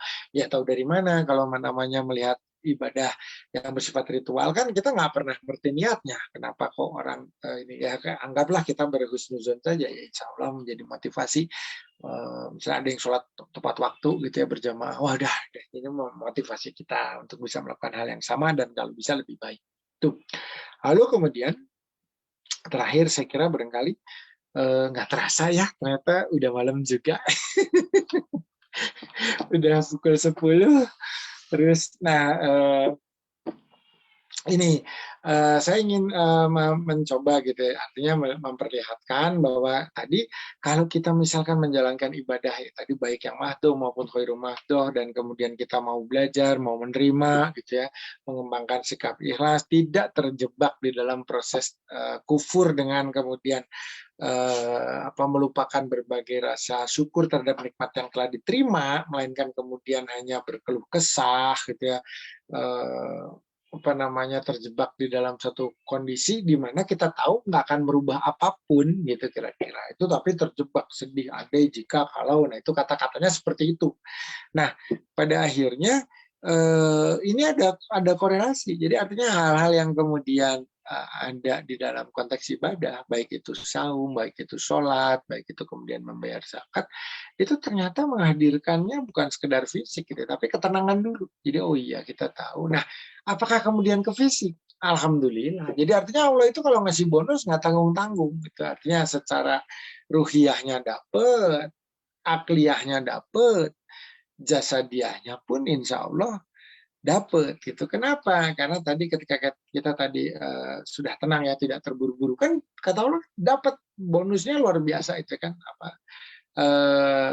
Diberi nikmat yang berlipat-lipat itu kan, lain syakartum la azidanakum wala in kafartum inna azabi syadid.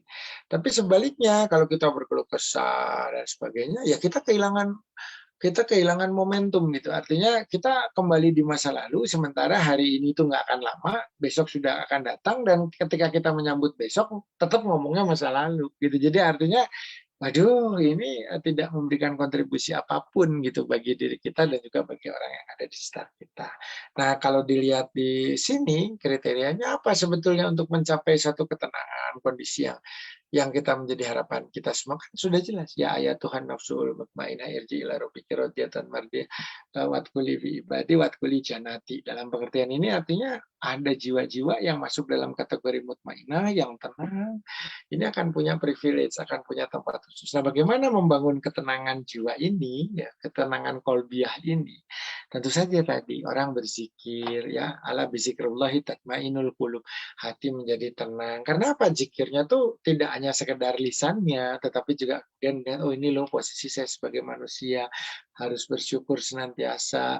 Ini saya ada sakit, ada kekurangan ini itu, mungkin ekonomi dan lain sebagainya. Tapi insya Allah saya akan bekerja, mencoba dan berdoa, dan pada akhirnya semua keputusan akan datang dari engkau.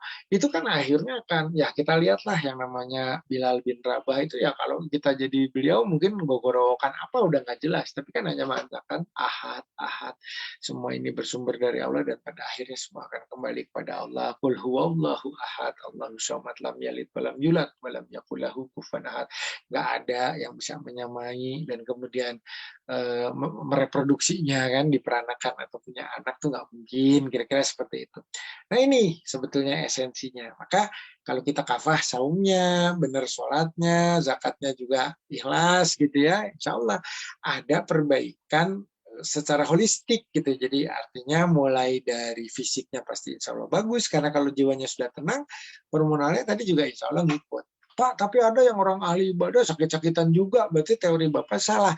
Nah ini kita juga harus pahami bahwa Allah menguji orang itu beda-beda gitu loh. Jadi artinya bukan kemudian penyebabnya itu menjadi begitu karena ibadahnya, bukan gitu ya. Kalau kita mau balik dan mencari secara statistik, berapa orang yang nggak rajin ke tempat, yang nggak rajin beribadah tapi punya masalah, banyak gitu kan. Ya kita nggak bisa membandingkan seperti itu, tapi kita harusnya lebih ke arah secara kafah menjalani, dan itu mudah-mudahan kita akan sampai gitu Nanti kalau misalnya ada yang bertanya, itu hubungannya kalau jiwa tenang sama sehat dari mana? Gitu, fisiknya. Ya jelas, tadi kan hormon kortisol menekan sistem pertahanan tubuh. Sementara sistem pertahanan tubuh kita itu tugasnya meronda, tugasnya melakukan peninjauan inspeksi gitu ya. Ada yang namanya sel polimorfonuklear PMN, ada yang namanya dendritik, ada yang namanya limfo makrofag gitu ya. Ada yang namanya antibodi kalau sudah bersifat spesifik gitu. Itu kan terus menjaga kita gitu loh. Itu aja kalau kita mau syukuri alhamdulillah gitu ya. Tapi kalau dia malah ditekan, kemudian karena kita stres, ya stres itu sebenarnya obat radang gitu ya. Bisa kortisol itu mengobati radang. Tapi kalau kebanyakan membuat aktivitas sel juga menjadi terlalu tenang. Gitu. Nah dalam hal seperti itu kan kalau kita hanya bisa mengendalikan itu, kita menjadi tenang, pikiran kita menjadi jernih gitu ya, sehingga kita. Tapi sebaliknya, kalau itu tidak terkendali, namanya imunosupresi, menekan. Seluruh pertahanan tubuh kita seolah-olah dibuat berkurang kapasitasnya. Sehingga pada situ orang bisa ketularan penyakit macam-macam. Makin ngeluh tuh kan, saya tuh gimana udah hidup kayak seperti ini malah dapat sakit yang luar biasa bla bla bla bla seperti itu. Nah itu sekilas saja mungkin Pak Joko karena mungkin ternyata tidak terasa ya sudah larut gitu. Tetapi insya Allah ya kurang lebih seperti itulah. Jadi mungkin karena memang banyak hal yang harus kita gali gitu ya. Tapi intinya insya Allah dengan kita ikhlas kafah menjalankan ibadah itu kebaikan demi kebaikan akan kita dapatkan gitu. Nggak ada jeleknya sama sekali, bahkan sungguh sangat indah, sangat baik. Saum yang kita jalankan dengan sepenuh hati di bulan Ramadan, kita niatkan untuk jadi yang terbaik. Sholat yang kemudian pada akhirnya akan menghasilkan tanha anil fasai wal mungkar gitu ya. Zakat itu kan semuanya disebut ya, qad aflahal mu'minun, beruntunglah kita sebetulnya sudah menjadi seorang yang dikategorikan mukmin kan. Allazina hum an sholatihim khosyi'un, yang kalau bisa menegakkan sholatnya itu secara khusyuk. Lalu kemudian wallazina hum anil lagwi mu'ridun, yang waktunya bisa kita optimalkan. Kali tadi kalau kita berbicara waktu ini kan kita sering sekali menyia-nyiakan dan kemudian berharap waktu itu nggak maju. Padahal ketika kita ngaca, kok udah tambah tua ya gitu. Padahal kan ya itu wajar, itu memang satu perjalanan. Lalu kemudian walazina hum li zakati failun, dengan zakat tadi bisa memberikan kontribusi. Lalu walazina hum li furzihi hafidun. Jadi artinya ketika kita juga bisa menjaga syahwat. Nah ini kan semuanya yang ada di Ramadan. Syahwatnya dijaga, hawa nafsu yang kemudian memperturutkan keinginan makan yang enak-enak kita atur dan dikendalikan. Kan bukan nggak boleh makan, dikendalikan gitu, sehingga nanti ada waktu yang tepat. Nah inilah yang membuat kita belajar untuk taat itu Pak. Itu Pak, mungkin kalau ada yang mau ditanyakan mangga, mumpung masih bersama gitu, belum gitu. Baik, terima kasih Dok atas kajiannya yang begitu detail pada malam hari ini. Ini ada dari kolom pertanyaan, ada Pak Sugeng. pertanyaan dari Pak Sugeng. Sebentar ya. Pak Sugeng menanyakan bagaimana agar akal atau logika dalam otak tidak mengajak ke hal-hal logika yang tidak atau kurang bersyariat. Nah betul Pak. Bahkan ini ya Pak ya, condongnya maksiat Pak. Jadi condongnya kan kalau kita sudah berbicara hedonisme itu dekatnya ke maksiat. Jadi artinya kadang kita juga menghalalkan segala cara, ingin mendapatkan yang ini yang sangat penting. Karena manusia itu kadang, termasuk saya gitu ya, sulit sekali membedakan mana yang sebetulnya masuk sebagai kebutuhan dan mana yang sebetulnya sudah masuknya keinginan.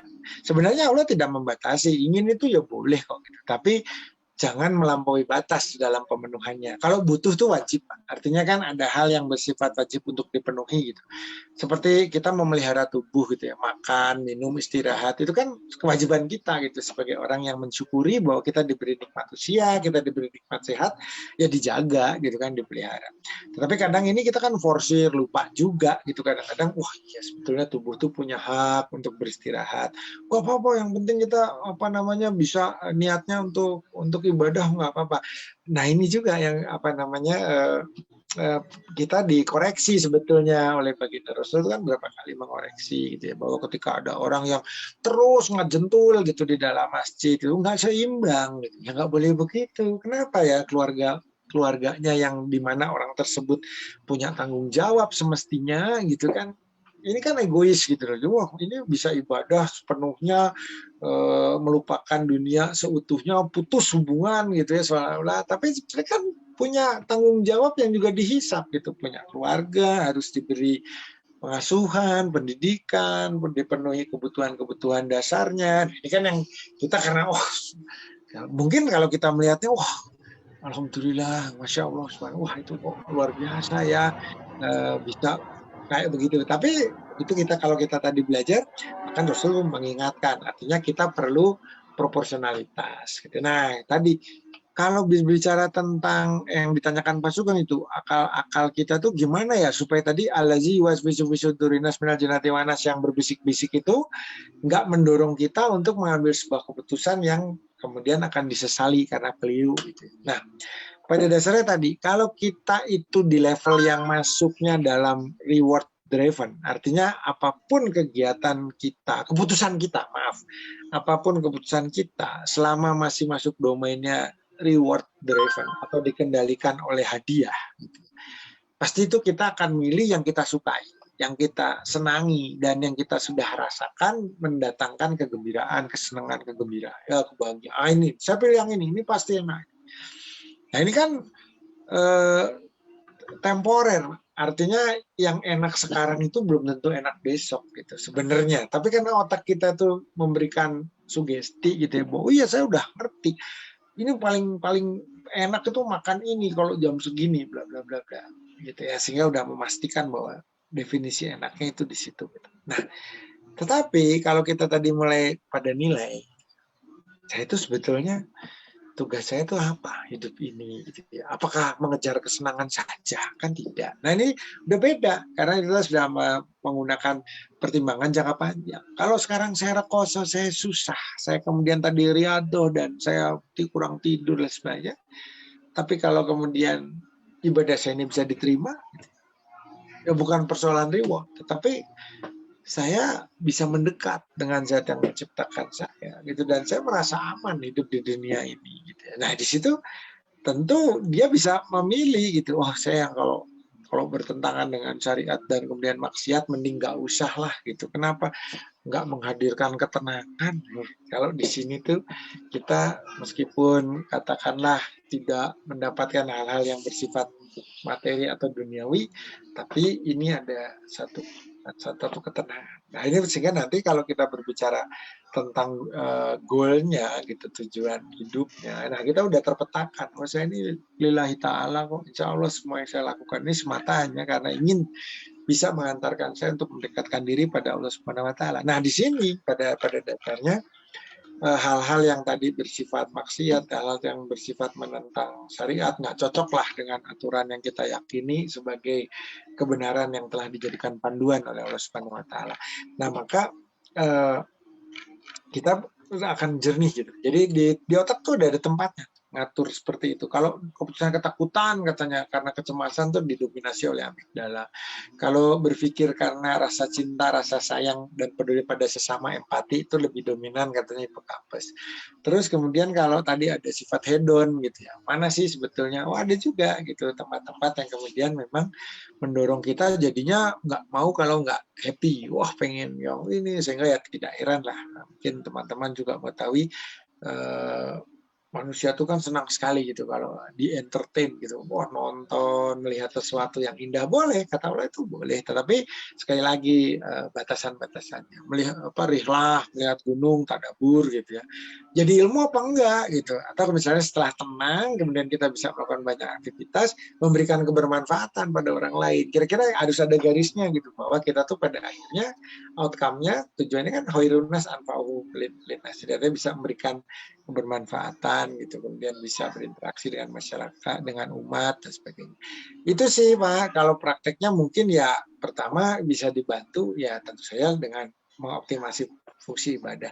Yang kedua sebetulnya itu tadi yang seperti saya sampaikan di depan, bahwa pada hakikatnya kita harus menundukkan gitu, mana yang merupakan kebutuhan, mana yang merupakan keinginan, dan ketika kita tadi misalnya berbagi dan berinteraksi gitu, kita juga jadi merasakan gitu, oh ya ternyata seperti ini gitu, artinya yang namanya kehadiran kita bisa punya peran itu kan akan berbalik lagi ke kita, ketenangan pada diri kita, dan kita bisa mengambil keputusan yang lebih bijak gitu, kira-kira sih.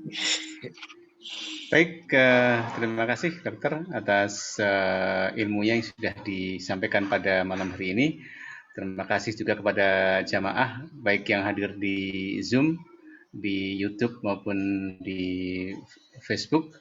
Mudah-mudahan kita semua dapat mengambil pelajaran dari semua yang beliau sampaikan dan menjadi nilai dalam kehidupan kita yang bermanfaat dan kita bisa laksanakan dalam keseharian kita. Amin. Bapak dan Ibu, kita akhiri kajian malam ini dengan bersama-sama membaca hamdalah. Alhamdulillahirabbil alamin. Doa kafaratul majlis. Subhanakallahumma wa bihamdika asyhadu an la ilaha illa anta astaghfiruka wa atubu ilaik. Terima kasih. Mohon maaf atas semua kekurangan dan assalamualaikum warahmatullahi wabarakatuh. Waalaikumsalam warahmatullahi wabarakatuh. Terima kasih Pak Joko. Terima kasih dokter. Barakallahu masyaallah. Amin. Amin. Mudah-mudahan sehat selalu, Dok. Amin. Sehat semua. Selamat menunaikan ibadah saum. Amin. Amin. Masyaallah. Ya, saya izin pamit dulu. Silakan, Dok. Makasih, Dok. Ya, assalamualaikum. Assalamualaikum warahmatullahi wabarakatuh.